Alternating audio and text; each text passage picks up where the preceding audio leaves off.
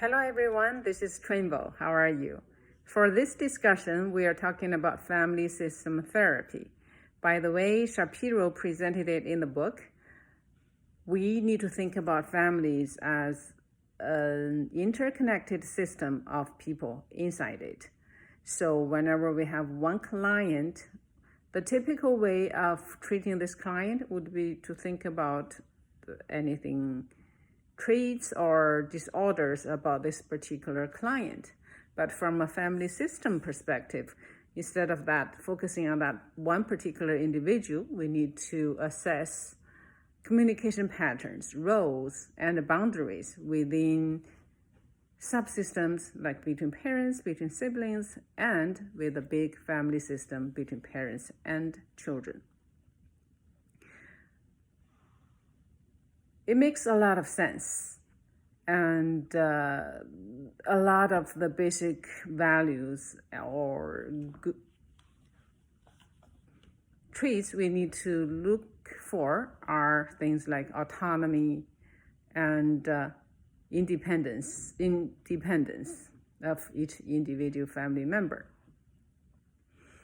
However, that's from a Western ideal perspective, because the theories are developed more or less with the Eurocentric perspective. That's particularly problematic when we are dealing with the immigrant families and children. I'm going to use the example from our discussion guidance, the family of Torrent, to see how we should adapt our assessment and way of counseling the kids. So this family has 4 members. Our client is the little sister, Sophia. She has a brother, Matteo, which is 15. Sophia is 11. And the mother is Elena, 39. Father is Carlos, 41. Sophia was referred to us by her school counselor due to the frequent stomach aches, missed days, and a growing avoidance of social interaction. She often doodles in class, speaks very little, and gets very nervous when attention is directed toward her. The brother, Matteo, is outgoing and athletic, and he's asked to watch Sophia from time to time by mom.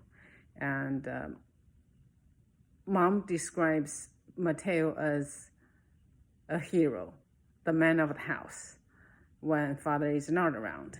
Well, Matteo describes Sophia as weird sometimes, but fine, and expresses frustration when asked to help babysit her.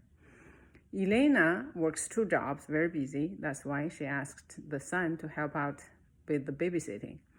And she noticed some concerns about Sophia's emotional health, but often attributes that behavior to being just sensitive, like I was at her age. The father was away for 18 months and now he's back, but he sleeps on the couch.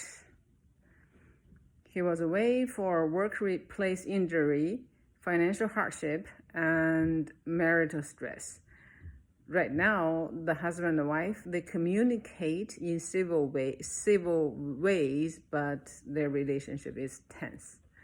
As counselors, we can sense that tense relationship between parents and the brother's reluctance to watch her all contributed to Sophia's problem of anxiety. Then again, instead of focusing on Sophia's anxiety, we need to go from a family system perspective and look for trends and patterns in the dynamic. So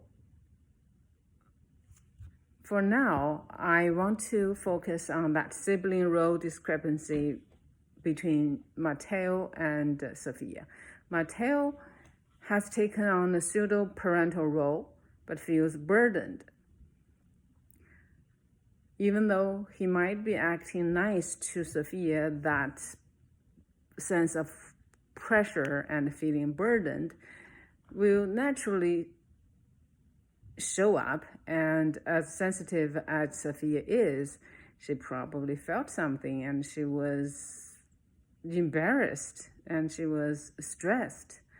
But then again, she was not expressive. She held that in until her body reacted in somatic anxiety ways. And then the problem here is, do we want to straightforward just say, this pseudo-parental role of Mateo is a problem, is pathological? Probably not, because this family are Mexican immigrants, and they have different cultural values, and more or less, this is a collectivist family, and they value tighter bonds and interdependence.